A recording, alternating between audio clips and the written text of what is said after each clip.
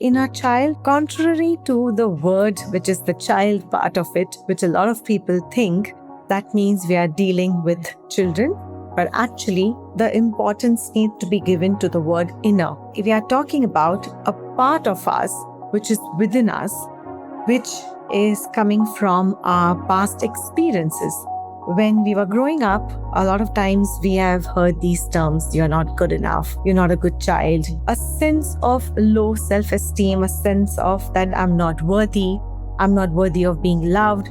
That's one of those common conditionings that we carry forward, and it starts to show up in our day-to-day life. Inner child integration therapy really changed my life, not only in the way that you look at therapy. Personally, my outlook towards life changed. So it's been life transforming for me. Hey, souls. Have you ever heard the words inner child? Well, you already know it's everywhere right now, on social media, on podcasts, you name it. People are talking about healing their inner child, connecting with their inner child, listening to their inner child. And somewhere along the way, a phrase many people had never heard of before has become one of the biggest topics of conversation in healing, therapy, and self-awareness. But what exactly is an inner child? And why are so many adults discovering that some of their strongest emotional reactions, fears, insecurities, relationship patterns, and beliefs about themselves may have roots in experience that happened decades ago? Because sometimes the adult version of us responds to life in the present while unconsciously carrying stories written much earlier, stories of not feeling seen, not feeling heard, not feeling safe, not feeling valued, not feeling enough, stories that may be still quietly shaping the shelves of the inner library.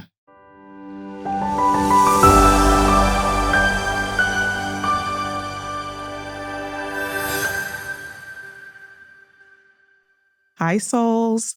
Welcome to Inner Library Alignment. I'm Rachel Golden, and together we transform the stories that no longer serve us so we can reveal our true nature through conscious authorship.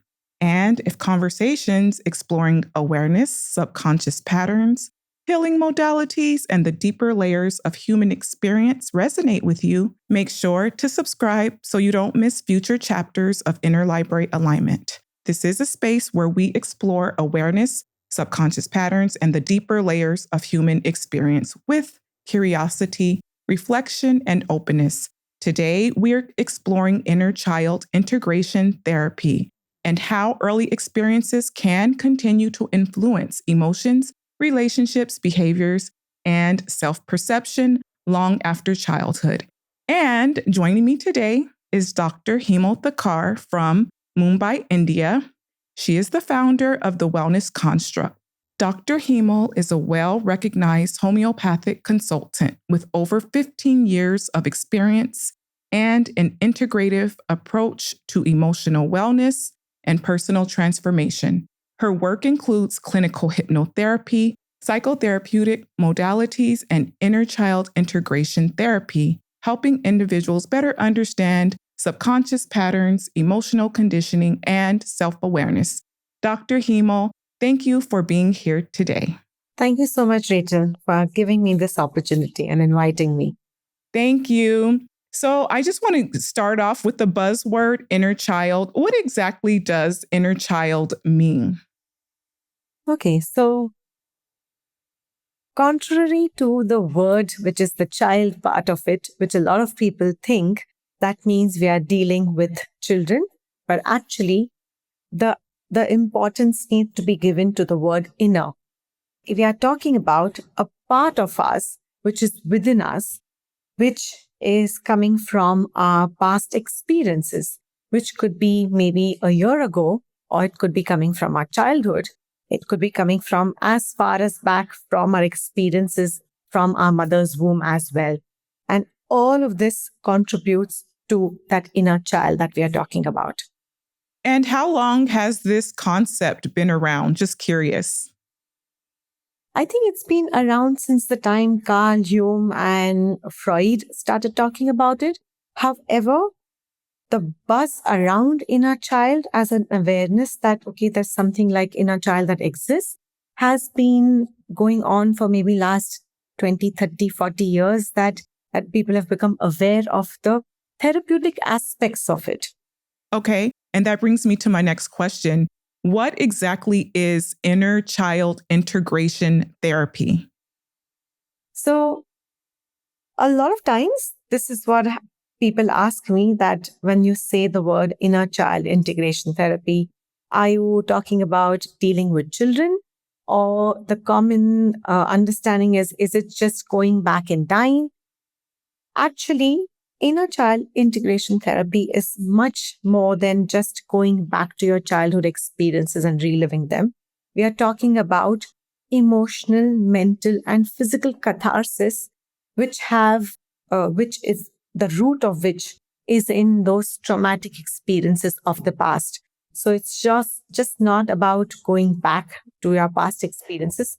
And also, our aim is, or our goal is, how do we feel in now time? How can we integrate that with our current experiences and take it forward in our interactions with with the people around us? And what are some common childhood conditioning that may still be present or influencing a person's life today? So one of the like a cliched, like common example that I give is that when we were growing up, a lot of times we have heard these terms: you're not good enough, you're not a good child, you're not a good, let's say, daughter, you're not a good son. And a sense of low self-esteem, a sense of that I'm not worthy of being loved. That's one of those common conditionings that we carry forward, and it starts to show up in our day-to-day life. Okay. And can someone who has generally had a positive childhood benefit from inner child integration therapy? I believe so. This is my viewpoint, because even though we might have had like good experiences, sometimes along the way when life goes on, sometimes we do not have access to those parts of us which are useful. Those are our resources. And that does not mean that I have been through trauma. It's just that those resources are not available to me anymore. So someone who can do it, someone who does inner child integration therapy for their own self growth, to access those resources, to grow further, to become aware of their own self, Okay. and to maybe feel complete as well. And what are some of the most common misconceptions about inner child? I'm so glad you asked that question, because the commonest misconception is that we are re traumatizing the person, or the other one, which is very, very bizarre, is that we are re-scripting the past, which is not what we are doing. So these are the two things that I come across very commonly. Can you tell us a little bit about the modality that you currently are trained in and that you currently teach? I know there are people who facilitate different types of inner child therapy. So I learned inner child integration therapy from someone named Patricia Ann Catano. She's commonly known as Trisha Catano. The basis of the inner child integration therapy that I teach and practice is rooted in client-centered therapy. That is Carl Rogers' client-centered therapy. And of course, it's not only regression work. It is about addressing those past traumas, but also integrating them to your current life, and how can we adapt to the traumas that are existing right now, to the situations that are going on right now. Okay. Mm. Can you walk us through? Actually, I want to turn the pages a few back and revisit what you just discussed about Trisha Catano's modality on inner child. What part of the world can people find Patricia Catano's specific modality? Where can they get services? Currently, in India, I'm one of the trainers. Then there is also one more colleague of mine who teaches in Singapore. And there's Trisha Catano has been doing batches in Japan for a very long time, and also in different parts of Europe, some parts of Netherlands, and back in the day, she used to teach in US as well. So now, however, we are expanding, and also there was a batch that happened in Russia too. So I know that we've tried to reach out to as many parts as we can, and our aim is to grow. And let's see where we reach out. Can you walk us through a session of how an inner child integrated therapy session would look? So I'm going to give you a brief snippet without having to get into the theoretical aspects of it. What we are looking at is, let's say a person comes in and they're presenting with the issues that you're going through. And the best way to talk about it is to give an example. Let's say someone comes in and says that I'm finding it difficult to trust people. And even though on surface it seems like, okay, this is it. We just need to work on the trust issues. But what typically happens is that when we start to understand and peel down those layers that are lying underneath those trust issues, a lot of times we go to a deeper layer. Let's say, for example, we go back in time to an age when, let's say, this person went through a traumatic experience in terms of, let's say, being bullied. And underneath, let's say, of course, when you get bullied, you go through a lot of emotions, but that it doesn't start from there as well. You go back before the time that they got bullied. There's possibility, let's say, that they already felt not good about themselves. They felt not worthy, like I was saying earlier, that I'm not worthy of love. And what will happen is that to cope with that sense of not feeling worthy, I am going to now start pleasing people. I'm going to allow people to take me for granted, or let's say, use me. And by that means, of course, it becomes easier to bully me when I have that low self-esteem, low self-worth. So even though on the top layer, we started with that I have trust issues, but we go back to the point where I feel not good about myself. How do you explain to a client who doesn't understand? Because at the surface level, they actually think that someone is doing something to them. And how do you get past that with clients? Because I know most people, things happen beyond their control, all of our control sometimes. How do you explain that to get to those deeper layers? So usually what I tell them is that when we are born with a lot of options, a lot of choices. But what grows is what is reinforced and what is accepted. However, some parts of us stop growing and they become unavailable to us. When I do say that, they do understand that, oh yeah, that makes sense. That even though one point of time when I was younger, I was very creative, but I'm not as creative anymore.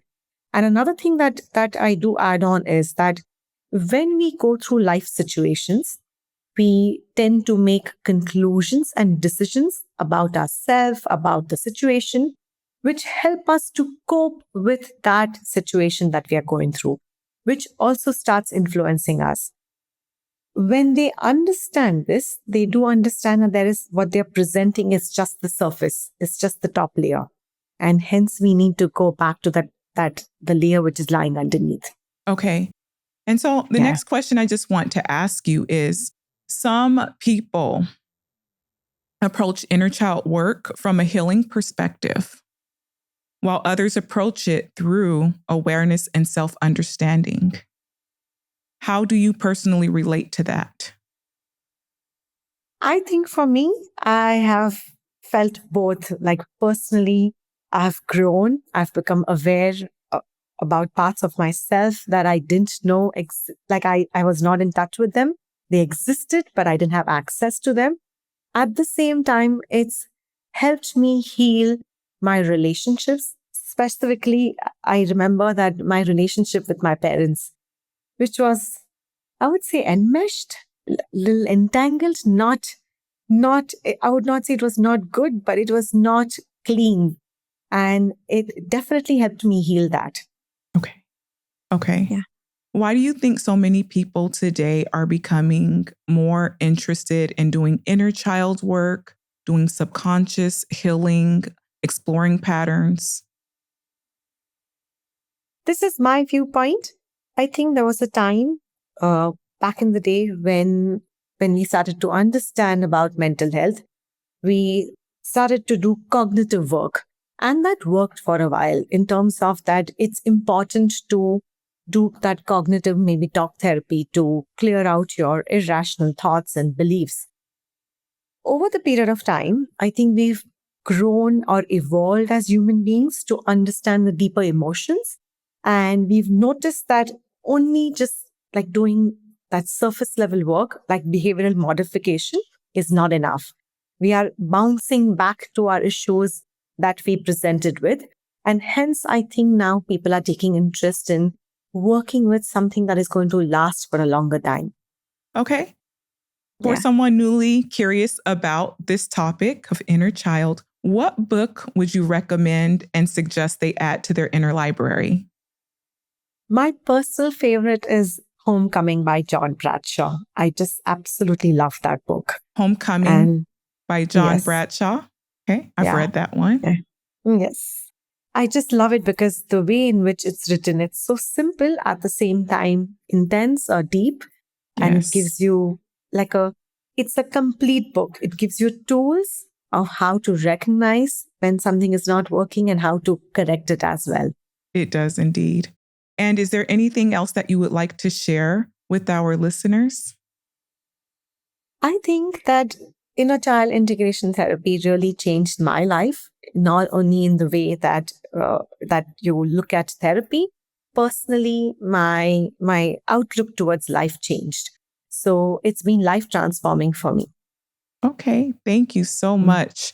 Perhaps inner child is not really about going backward. Perhaps it is about becoming aware of some of the earliest stories written within the inner library. The moments we felt unseen, the moments we felt rejected, the moments we felt afraid, the moments when we decided who we needed to become to feel loved, accepted, protected, or valued.